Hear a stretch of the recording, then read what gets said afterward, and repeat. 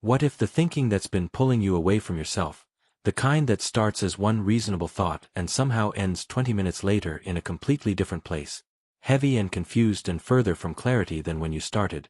What if that specific experience of getting lost inside your own mind had a precise exit? Not a way to stop thinking. Not a way to become someone who thinks less or feels less or engages less with the complicated texture of their own life. A way back. A specific, reliable, repeatable way back to yourself from wherever the thinking took you. Because there is one. And the reason most people never find it is that they keep looking for it inside the thinking. They try to think their way out of being lost in thought. They look for the exit in the same direction the thinking was already going. And the exit is not there. It has never been there. The exit is somewhere the thinking cannot reach. And once you know where that is, getting lost stops being something that happens to you and starts being something you can interrupt. Every time. From any depth. Here's where the exit actually is. First, I want to describe what getting lost in your own thinking actually feels like from the inside, specifically, because I think most people experience it without ever having a clear name for what's happening, and unnamed things are much harder to interrupt than named ones. It starts coherently enough. A thought arrives that feels worth following. Something about a situation, a person, a decision, something that has a real charge to it, a real relevance to your life. And you follow it. Because following feels like engaging. Feels like taking your own life seriously. Feels like the responsible alternative to just letting things drift past unexamined. And for a few steps the following is productive. You're covering real ground. Thinking things you haven't thought before about a situation that matters. And then at some point, you can never quite identify the exact moment. The thinking stops being about the situation and starts being about itself. One thought generates 3 more. Each of those generates 2 more. The original situation is still nominally present, but the actual mental activity has expanded so far around it that you're now processing things that have only a tenuous connection to where you started. And the emotional register has shifted. What began as engagement has become something heavier. Something more confused. Something that carries a diffuse sense of being overwhelmed without being able to say precisely what is overwhelming you. And then you surface. You come back to the room, to your body, to the actual present moment, and you notice that time has passed and you feel worse and you're not sure what you were even thinking about anymore. Just the residue of it. The weight without the content. The depletion without the result. That is getting lost.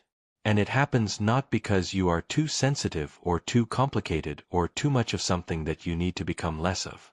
It happens because the thinking pulled your attention so fully into abstraction that you lost contact with the one thing that could have kept you oriented. Your body. The present moment. The actual sensory reality of being here, right now, in this specific physical place at this specific time. Here is the mechanism underneath it, because the mechanism is the exit. The human mind operates in 2 distinct modes that are incompatible with each other. They cannot both run at full capacity simultaneously. The first mode is the default mode network, the mind's activity when it is not focused on an immediate task. This is the mode of self-referential thought, of mental time travel, of imagination and planning and reflection and narrative construction. This is the mode that generates the richness of inner life. It is also the mode that generates overthinking. That generates rumination. That generates the experience of getting lost. Because in this mode, attention is turned inward and backward and forward, away from the present, away from the body, away from the sensory immediate. The second mode is task-focused presence. The mode that activates when attention is genuinely anchored to something specific in the immediate environment. Something that requires actual sensory engagement. Something in front of you right now that has a texture and a sound and a physical reality that exists independent of what you think about it. These 2 modes do not run simultaneously at full capacity. When one is fully engaged, the other quiets. Not because you suppressed it. Because the brain's resources are being used for something else. And this is the exit that the thinking cannot lead you to, but the body always can. When you are lost in thought, you are fully in the first mode. The default network is running at maximum capacity. The sensory present is barely registered. Your body is present, but you are not in it. And the only thing that pulls you back is activating the second mode strongly enough to give the first mode's resources somewhere else to go. Not force. Not willpower. Not the decision to stop thinking. Sensory engagement. Something real and immediate and physical that requires actual present moment attention. That is the exit. That is always where the exit has been. So here is what this actually looks like as a practice, because the theory needs to arrive somewhere you can use it before this video ends. When you notice you are lost, when you surface from a thought spiral and feel the specific disorientation of having been somewhere else for a while, the return is not through the thinking. It is through the body. 5 things you can actually see right now in the room around you. Not thought about, not named in your head in an abstract way, but genuinely looked at. The specific color of something. The way light falls on a surface. The texture of whatever is closest to you. The details that exist independently of any story you could tell about them. This is not a distraction technique. This is not redirecting your attention to something less threatening.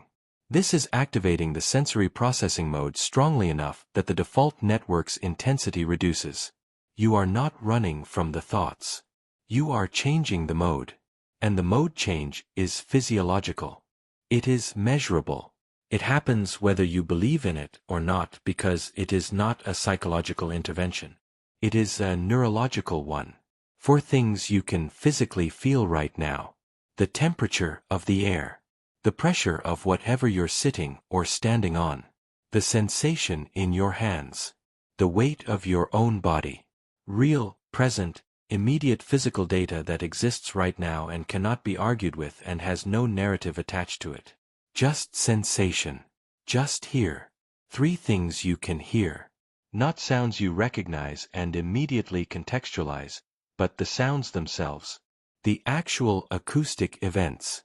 The specific quality of them. Before the meaning, just the sound. And then 1 slow breath. All the way out. Longer than the inhale. Not as a technique but as a sensory event. The physical sensation of the breath itself. Not the idea of breathing, the actual felt experience of air moving. By the time you have done that, the default network's intensity has reduced. You are more present than you were 10 seconds ago.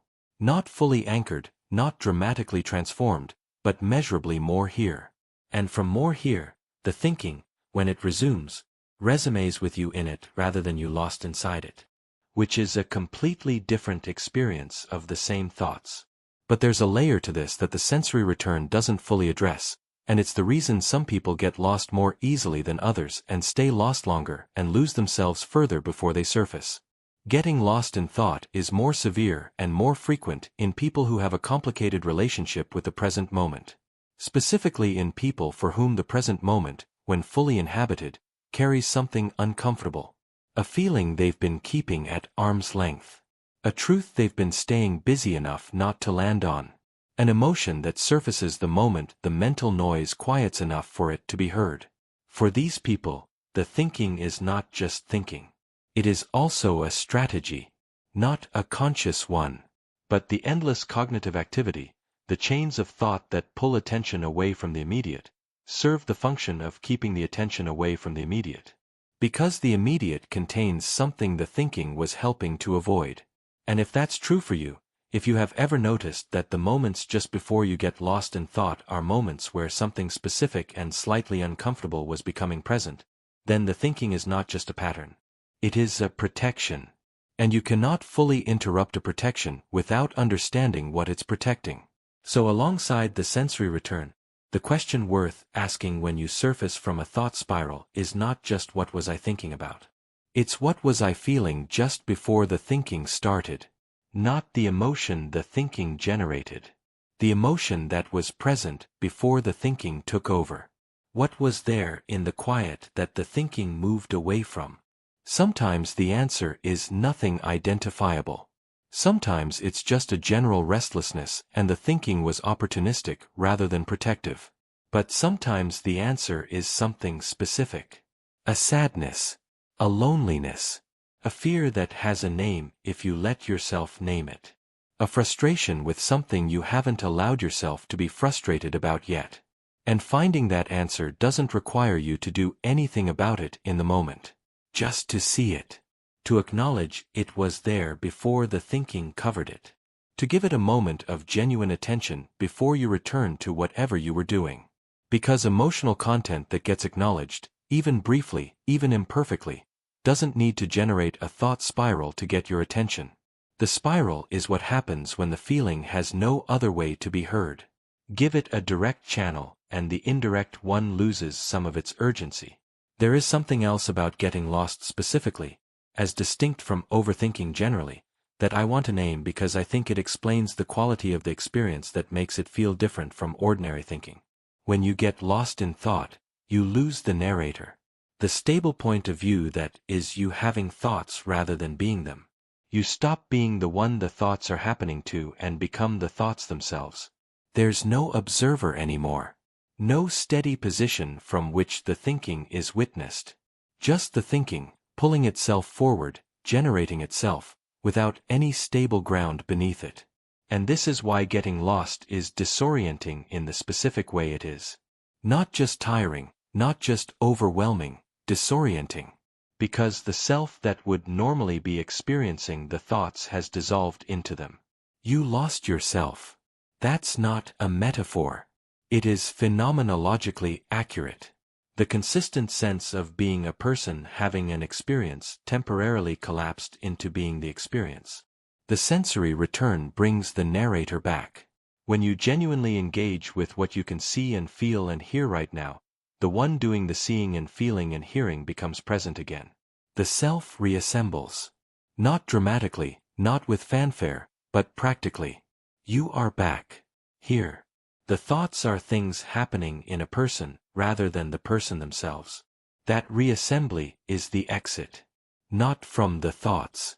From being lost inside them. I want to talk about what actually reduces the frequency of getting lost, because interrupting it when it happens is necessary, but what changes life is needing the interruption less often. The frequency reduces when you build more stable contact with the present moment throughout the day. Not just as a rescue operation when you've already disappeared. As a regular practice of brief, genuine sensory engagement with whatever is immediately in front of you. Not meditation in any formal sense. Not scheduled practice. Just moments, 30 seconds, scattered through the ordinary hours, of actually being where you are instead of slightly ahead of it or behind it or somewhere else entirely. Eating and actually tasting what you're eating rather than thinking through the day while your body processes food your mind has already forgotten you consumed. Walking somewhere and actually registering the physical experience of walking, the temperature, the light, the sound of your own footsteps, rather than using the walking as processing time for the next several hours of mental content. Talking to someone and actually receiving what they're saying rather than partially composing your response while they're still mid-sentence. These are not life-changing, individual moments. They are calibration. They are tiny regular inputs into the sensory mode that keep it from atrophying entirely so that when you need it, when you're lost and need to return, it's available and strong. A mode you've been visiting regularly is easier to access than one you only visit in emergencies. The exit exists. That's the most important thing I want to leave you with, and it's the most important thing I want you to actually believe rather than just understand intellectually. Every time you have gotten lost in your own thinking, the exit was available. It was there in the sensation of your own breath, in the specific color of whatever was in front of you, in the sound that was happening in the room whether you were registered for it or not. In the physical reality of your own body sitting in a specific place at a specific moment that was completely real and completely present and completely separate from wherever your thinking had taken you. The exit was always there. You just didn't know to look for it there. You were looking for it in the thinking, which is like looking for fresh air in a sealed room. The air is outside. The exit is outside the thinking. And outside the thinking is always, without exception, available. Because outside the thinking is just here. And here is always accessible. Here is the one place the thinking cannot actually go, however far into abstraction it takes you. The present moment is still present. Your body is still here.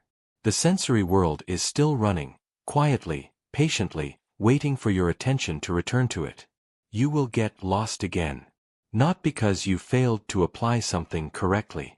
Because you are a human being with a rich and active inner life, and getting lost is part of what that means. But the lost is not permanent. The disorientation doesn't have to run for as long as it has been running. The spiral doesn't have to reach the same depth before you find your way back. The way back is through the senses, through the body, through the specific, immediate, physical reality of exactly where you are right now. Through the part of you that the thinking cannot reach and therefore cannot take away. 5 things you can see. 4 things you can feel. 3 things you can hear. 1 breath all the way out. You are here. The thinking was there. And here is where the exit has always been.